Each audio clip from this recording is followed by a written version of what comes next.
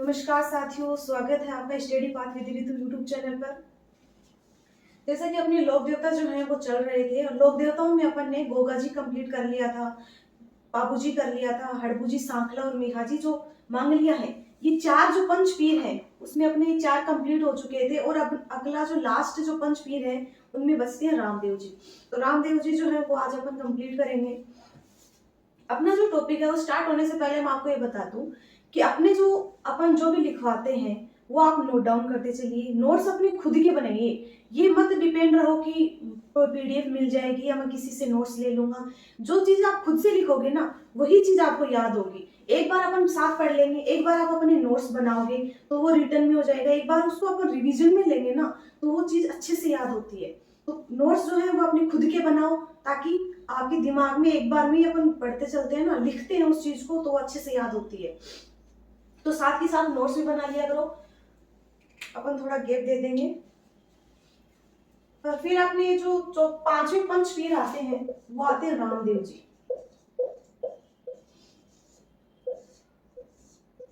रामदेव जी जो है इनके उपनाम देखते हैं, जैसे रुणेचरा धनी इनको कहते हैं। पहला आता है रुणेचरा धनी, धनी, राम सा पीर कहते हैं। इनको कृष्ण का अवतार कहते हैं। मुस्लिम समुदाय है वो तो इनको राम सा पीर के नाम से पूछते हैं। और कृष्ण का अवतार जो है हिंदू जो है इन्हें कृष्ण का अवतार मानते हैं। कृष्ण का अवतार इनको कहते हैं। राम सा पीर, रुणेचरा धनी, निवारक, हैजा व कुष्ठ रोग निवारक, ये इनके उपनाम आते हैं। इनका जो जन्म है ये होता है उंडकास में।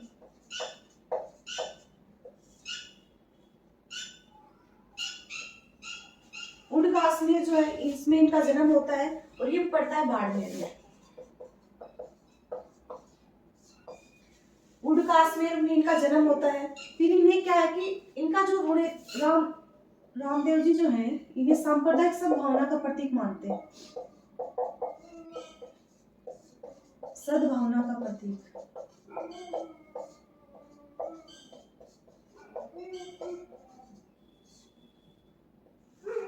रामदेव जी जो है इनके पिता का नाम आता है, रामदेव जी के बारे में कहा जाता है कि ये हड़बूजी, सांखला के मल्लीनाथ जी जो थे ना उनके समकालीन थे। और इनके पिता का नाम था अजमल जी। ये जो है इनका जो गोत्र था वो तवर वंशीय राजपूत।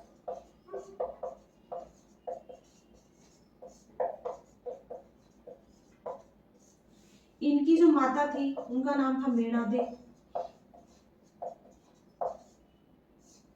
और ये जो मेणादे थी नेतल दे। यहां तक हो गया, यहां तक लिख दे।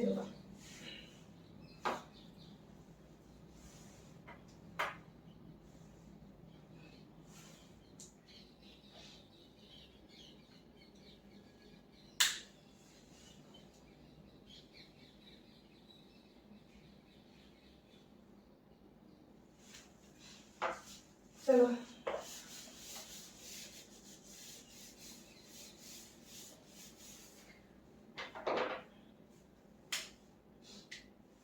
इनकी जो पत्नी थी वो थी नेतल दे। ये जो है अमरकोट के दले सिंह सोढ़ा की पुत्री थी।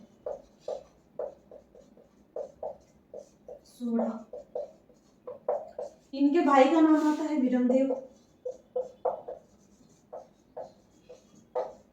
ये बलराम के अवतार थे।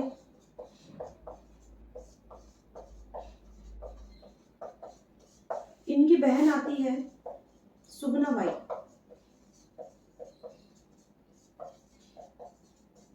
और एक इनकी धर्म बहन भी थी डालीबाई।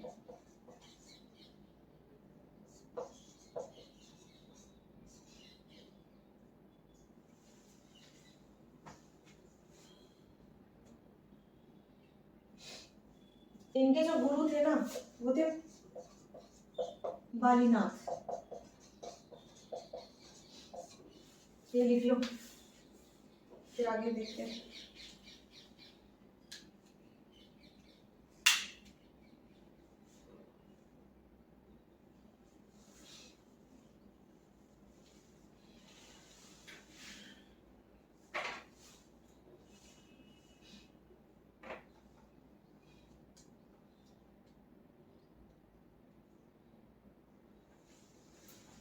हो गया।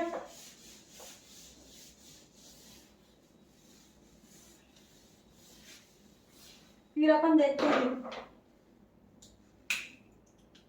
कि इनका जो घोड़ा था वो था लीलागर। घोड़े का नाम लीलागर है। फिर ये कहा जाता है कि इन्होंने बचपन में भैरव नामक एक राक्षस थे, उनसे गांव वालों की रक्षा की थी। तो मल्लीनाथ जी के और हड़बूजी सांखला के समकालीन थे। मल्लीनाथ व हड़बूजी सांखला के तो मौसेरे भाई थे ये,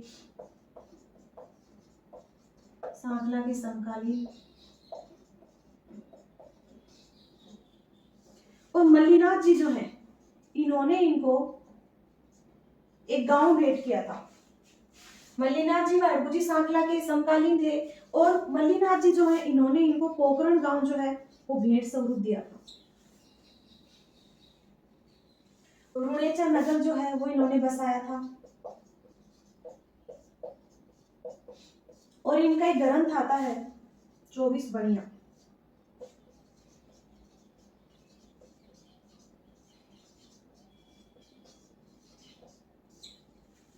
ये देखिए,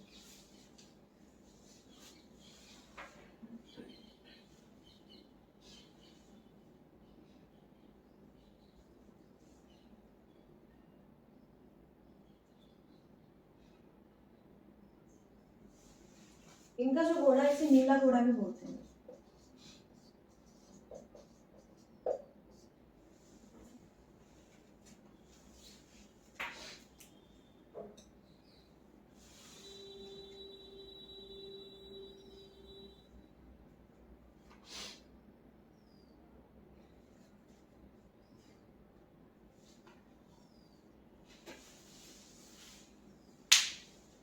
हो गया यहाँ तक? चलो अब इनकी एक शब्दावली देख लेते हैं।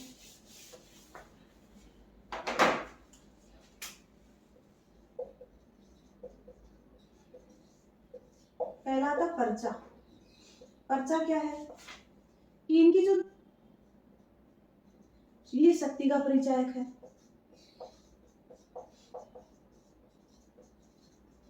और उनके जो चमत्कारी जो कार्य थे ना, उन्हें पर्चे कहते थे। इनका जो रात्रि जागरण होता है उसे बोलते हैं जम्मा जागरण। और इनके जो मेघवाल भक्त होते हैं उन्हें बोलते हैं रीखिया।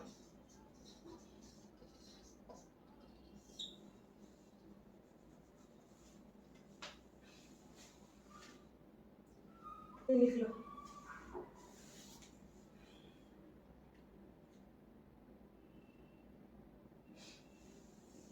इनके जो भक्त यात्री पैदल यात्री होते हैं, इनके पैदल यात्री मेघवाल भक्त वो तो रीखिया होते हैं। पैदल जो भक्त होते हैं, पैदल यात्री जो होते हैं उन्हें बोलते हैं रीखिया। और इनकी जो ध्वजा होती है वो होती है नेजा।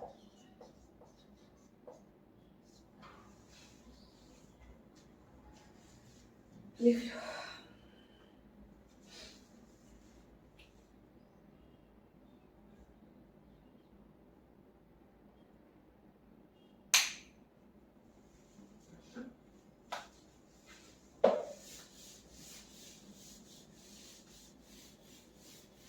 फिर आता है कि रामदेव जी के जो गीत है, रामदेव जी के गीत वो होते हैं ब्यावले। इनका जो थान होता है वो कदम वृक्ष के नीचे होता है।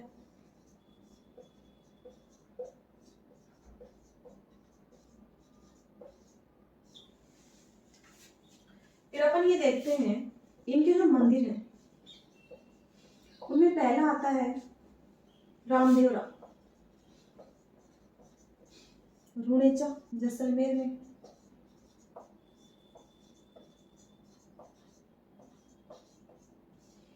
रामदेवराज रुणेचा जैसलमेर में जो इनका मेला बढ़ता है, सांप्रदायिक सद्भाव का प्रतीक माना जाता है। और ये जो है ये मेला भाद्रपद शुक्ल द्वितीया से लगता है, भाद्रपद शुक्ल द्वितीया से एकादशी तक इनका मेला बढ़ता है। और इसे बाबेरी बीज भी कहते हैं, बाबेरी बीज। सांप्रदायिक सद्भाव का प्रतीक माना जाता है ये,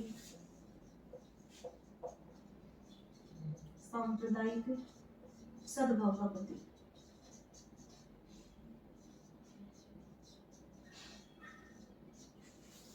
ये देख लो। फिर इनके अगले जो मंदिर हैं, मंदिर खूब है इनके, वो लिखते हैं।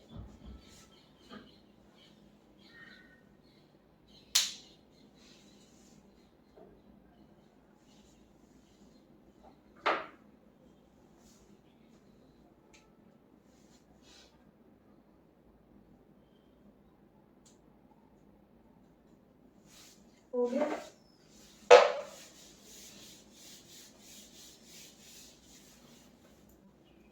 एक इनका मंदिर आता है मसूरिया पहाड़ी अजमेर में।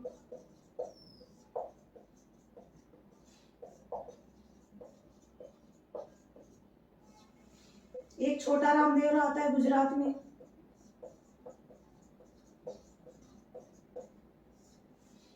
एक कोटड़ा आता है बाड़मेर में, बाड़मेर। एक इनका जो मंदिर आता है वो विराटिया पाली में भी आता है, विराटिया पाली में पड़ता है। मसूरिया पहाड़ी अजमेर में भी इनका मंदिर है। छोटा रामदेवरा जो है ये गुजरात में आता है। कोटड़ा बाड़मेर में भी इनका मंदिर है, विराटिया पाली में भी इनका मंदिर है। खूंडियावास आता है अजमेर में, नीचे तो दिखेगा नहीं, यहाँ लिख देती हूँ खूंडियावास है।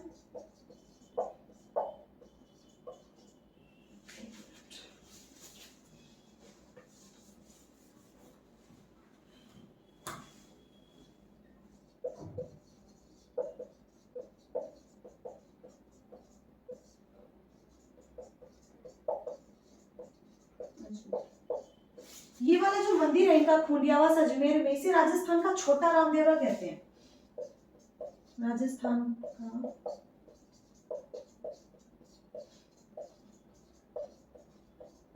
राम।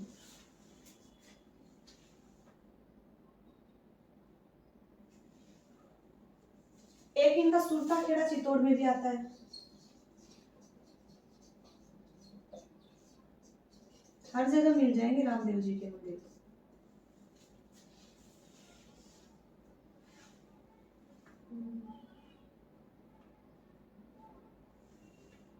एक इनका मंदिर जो है वो हल्दीना में भी है भैया, हल्दीना, ये अलवर में पड़ता है। ये इनके प्रमुख मंदिर है, ये उतार लो। और इनमें सबसे ज्यादा इंपॉर्टेंट तो रामदेवरा ही है, पोखरण जैसलमेर में, रुणेचा जैसलमेर में। और ये सांप्रदायिक सद्भाव का प्रतीक माना जाता है रामदेवरा को। और यहाँ मेला भी बढ़ता है, भाद्रपद शुक्ल द्वितीया से एकादशी तक इनका मेला बढ़ता है। चलाया था कांवड़िया। इनकी जो धर्म बहन थी ना डाली बाई, वो कांवड़िया जाति की थी, कांवड़िया जाति की थी। फिर आता है इन्होंने एक शुद्धिकरण के लिए इन्होंने क्या किया, एक आंदोलन चलाया था, शुद्धिकरण आंदोलन चलाया इन्होंने।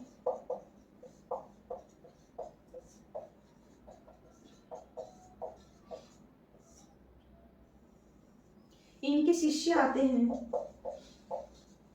इनके जो शिष्य हैं, 3 शिष्य थे। एक इनकी शिष्य भी थी आई माता। तो शिष्य जो है वो एक तो आता है रतन राय का, एक लकी बंजारा। तो रतन राय का एक आता है लक्की बंजारा, हरजी भाटी। और शिष्य जो है वो थी आई माता।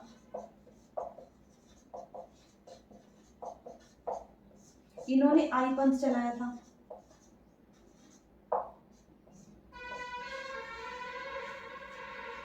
तो ये देखो, इन्होंने क्या किया था, ये जो शुद्धिकरण आंदोलन है, ये हिंदू धर्म के शुद्धिकरण के लिए इन्होंने परावर्तन आंदोलन चलाया था। इस लाइन को करेक्शन कर लेना कि इन्होंने हिंदू धर्म के शुद्धिकरण के लिए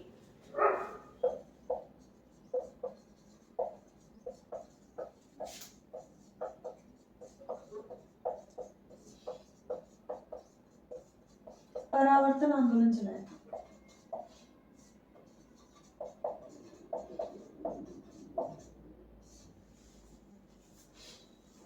ये इनके शिष्य है रतन राय का, लक्की बंजारा, हरजी भाटी, और शिष्य आती इनका शिष्य है आई माता, जिन्होंने आई पंथ चलाया था।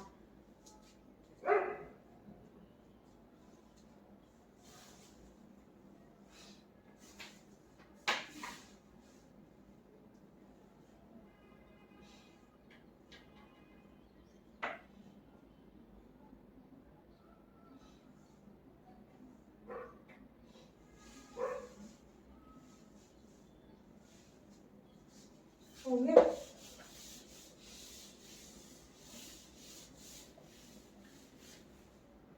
फिर लोक देवताओं में सबसे लंबा गीत जो आता है ना, वो रामदेव जी का ही आता है। और इनकी जो फड़ है, इसका वाचन कामड़ या नायक जाति की जो भूपे है,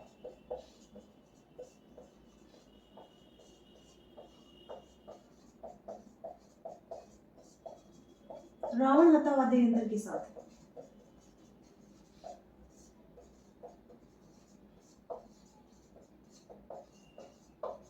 कि इनकी जो फड़ का वाचन है वो कामड़ या नायक जाति के जो भोपे होते हैं, वो रावण हतावादे यंत्र के साथ इनके फड़ का वाचन करते हैं। ये अपने रामदेव जी हो गए।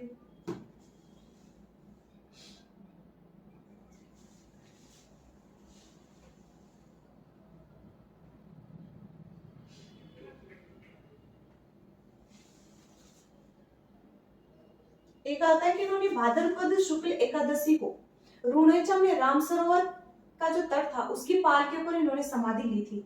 और इनसे एक दिन पहले इनकी जो धर्म बहन थी ना डालीबाई, जो कामड़िया जाति की थी, उन्होंने भी समाधि ले ली थी।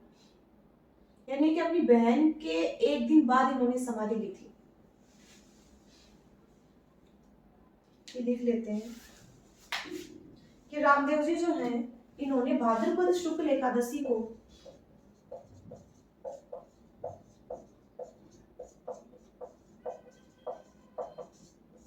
रुणेचा में राम सरोवर की पाल पर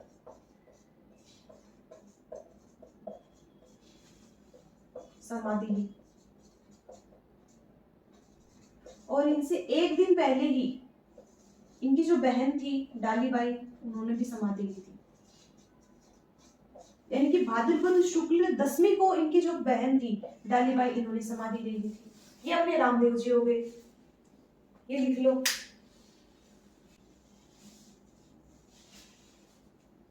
और इनका रामदेवरा में जो मेला पड़ता है ना, उसमें कामड़िया जाति की जो महिलाएं हैं वो 13 ताली नृत्य भी करती हैं। तो इनका एक 13 ताली नृत्य प्रसिद्ध है कामड़िया जाति के द्वारा। कामड़िया जाति की जो महिलाएं हैं वो 13 ताली नृत्य करती हैं।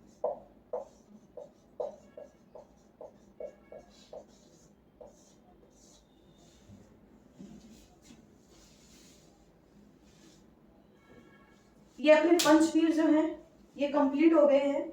और पंचवीरों में अपने देखा गोगा जी थे, पाबू जी थे, मेहाजी मांगलिया, हड़बू सांकला और रामदेव जी।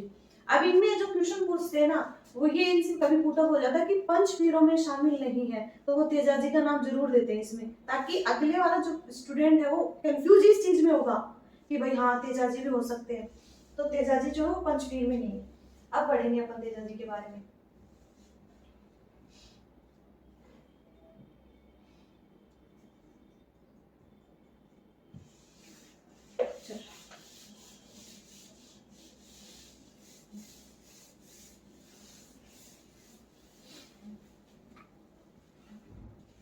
तेजा जी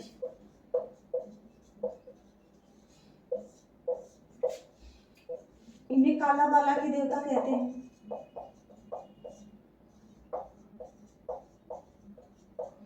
नागों के देवता,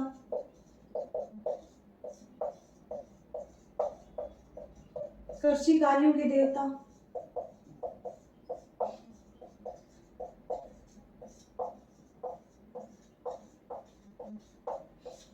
ये इनके उपनाम आते हैं कि तेजस्वी जो है उन्हें काला बाला के देवता कहते हैं, नागों के देवता कहते हैं, कृषिकार्यों के देवता कहते हैं, एक इन्हें गायों के मुक्तिदाता कहते हैं।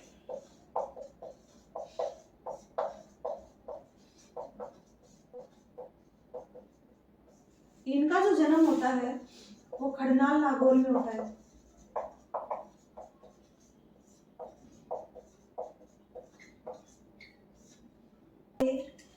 उनका नाम आता है ताहड़ जी।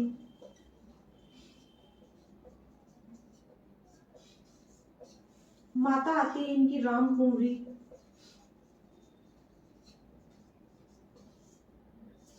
इनकी जो पत्नी थी वो थी पेमल। ये पन्नेर अजमेर की थी।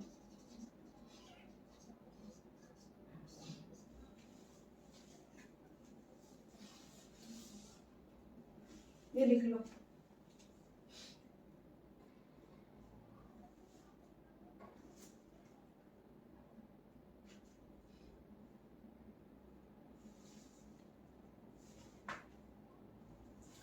लिख लिया? चलो आगे। इनकी जो घोड़ी आती है वो आती है लीलन, इसे श्रृंगारी भी कहते हैं। लीलन श्रृंगारी। इनके जो गुरु थे वो थे गोसाई नाथ जी।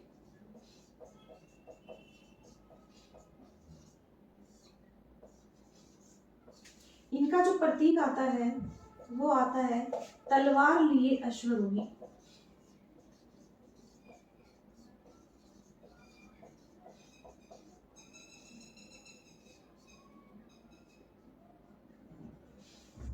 और एक प्रतीक और आता है इनका कि सर्पदंश, जीभ पर सर्पदंश करते हुए।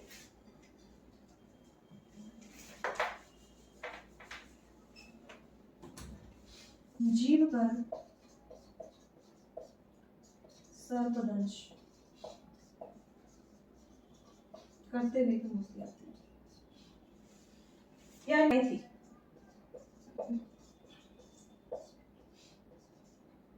इनको बचाते हुए अपने वीर गति को प्राप्त हुए थे।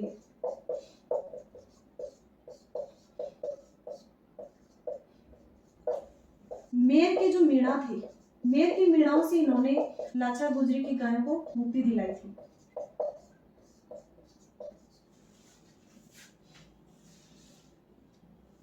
ये देख लो।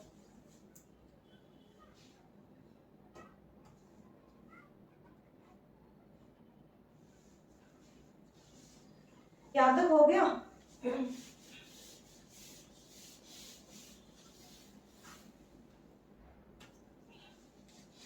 फिर दो नाम आते हैं। एक तो आता सेंदरिया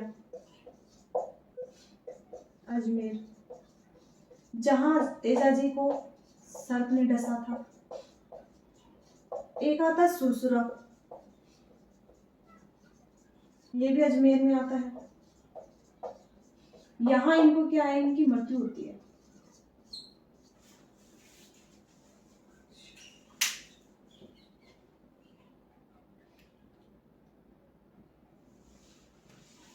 सेंदरिया जो है अजमेर में, यहाँ इनको सर्प ने डसा था, और सुरसुरा अजमेर में इनकी मृत्यु होती है।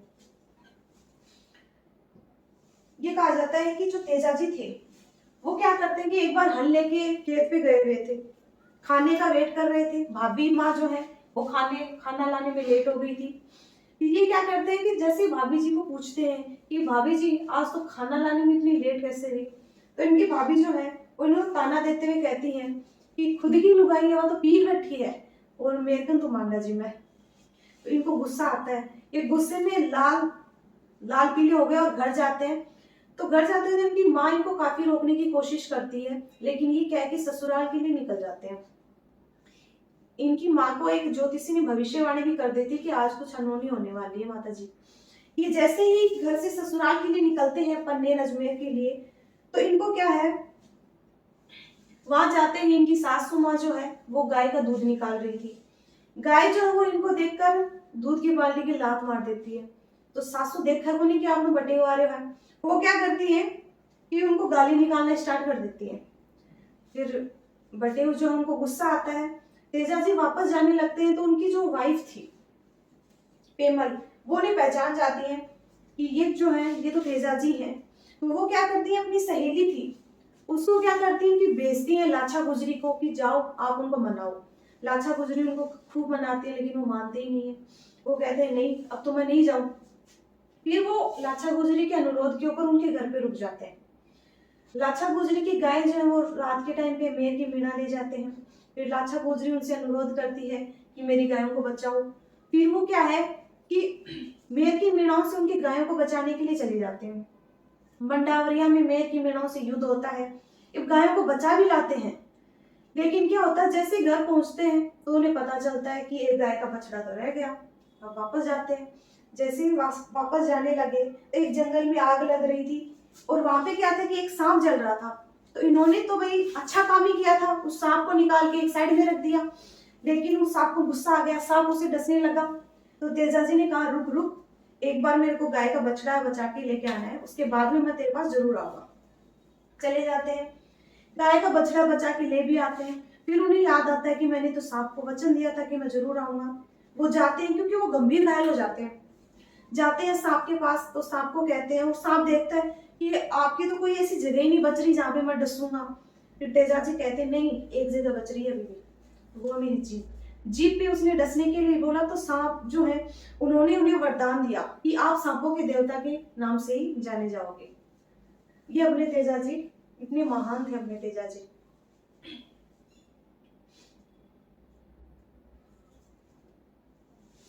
इनका जो मेला लगता है तेजा दशमी को लगता है। मेला जो है वो लगता है तेजा दशमी, भाद्रपद शुक्ल दशमी।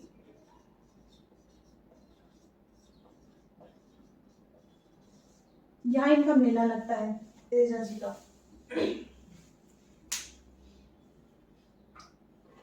और इनका जो चबूतरा होता है यह थान, ये होता है तेजा चौक। और ये ब्यावर का प्रसिद्ध भी सबसे बड़ा तेजा चौक जो है वो ब्यावर में है।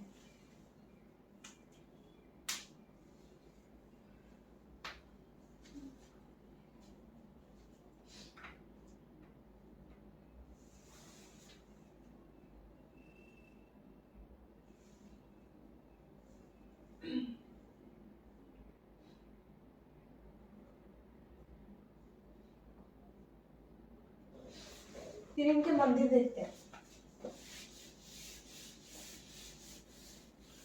तेजा जी जो है इनके मंदिर आता है, थोड़ी तबीयत खराब हो रही है आज, गला खराब हो रहा है। मंदिर जो है वो एक तो आता है खड़नाल नागौर में,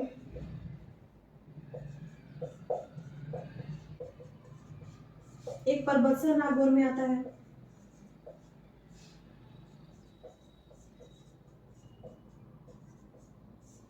एक इनका मंदिर आता है बांसी दुआरी बूंदी।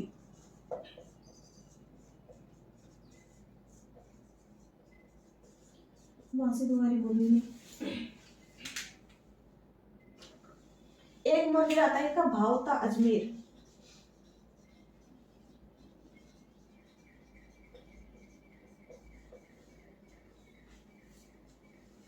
ये इनकी 4 मंदिर है। एक आता है कि इनके पुजारी जो है ना उसे घोड़ला कहते हैं भाई, ये कुमार जाति के हैं। एक आता है, ये लिख लो, लिख पाते हैं आगे।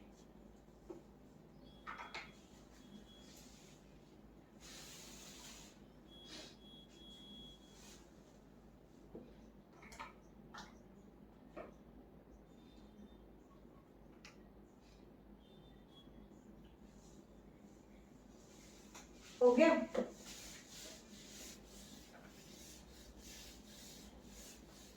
एक आता है तेजा टेर। तेजा टेर कि किसान जो है वो बुआई करते टाइम पे जो गीत गाता है वो होते हैं तेजा जी के गीत। तेजा जी के गीत गाता है किसान। किसान जो है बुआई करते टाइम पे तेजा जी के गीत गाते हैं, वो होते हैं तेजा टेर। कि काम करते करते तेजा जी के जो गीत गुनगुनाते हैं ना वो होते हैं तेजा टेर, ताकि टाइम पास हो जाए और काम भी हो जाए। और तेजा जी जो है ये सहरिया जाति के आराध्य देव होंगे। सहरिया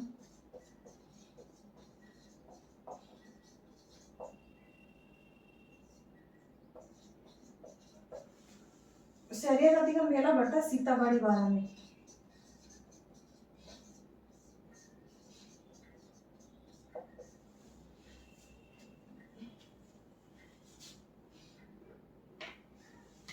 और इनका जो धार्मिक मेला आता है वो तो खड़नाल नागौर वाला ही आता है।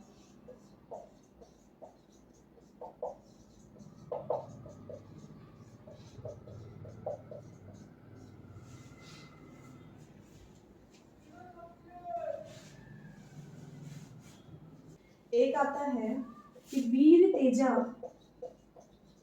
सर्प चिकित्सालय आता है एक, यह था भावता अजमेर में।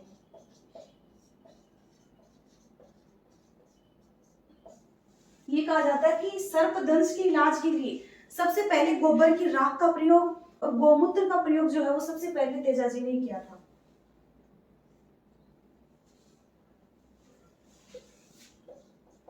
गोमूत्र व गोबर की राख का प्रयोग सबसे पहले किया था।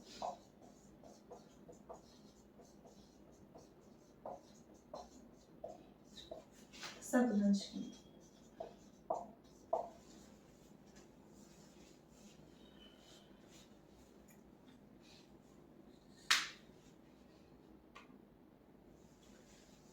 और 2011 में क्या है कि तेजा जी के ऊपर 5 रुपए का डाक टिकट जारी हुआ था।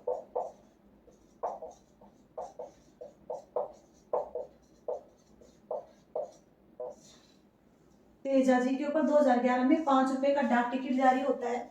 और 2019 में तेजा दशमी को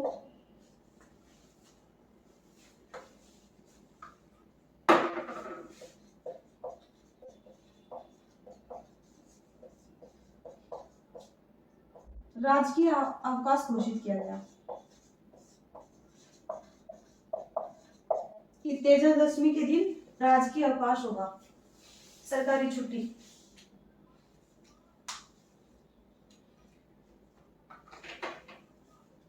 तो ये जो है वो अपने रामदेव जी जो है पंचपीर जो अपने कंप्लीट हो गए, तेजा जी कंप्लीट हो गए। आगे छोटे छोटे लोक देवता हैं वो अपन कल की क्लास में करेंगे। आज की क्लास कहीं की लगी है जरूर बताओ। और आज के लिए धन्यवाद, मिलते हैं नेक्स्ट सेशन में।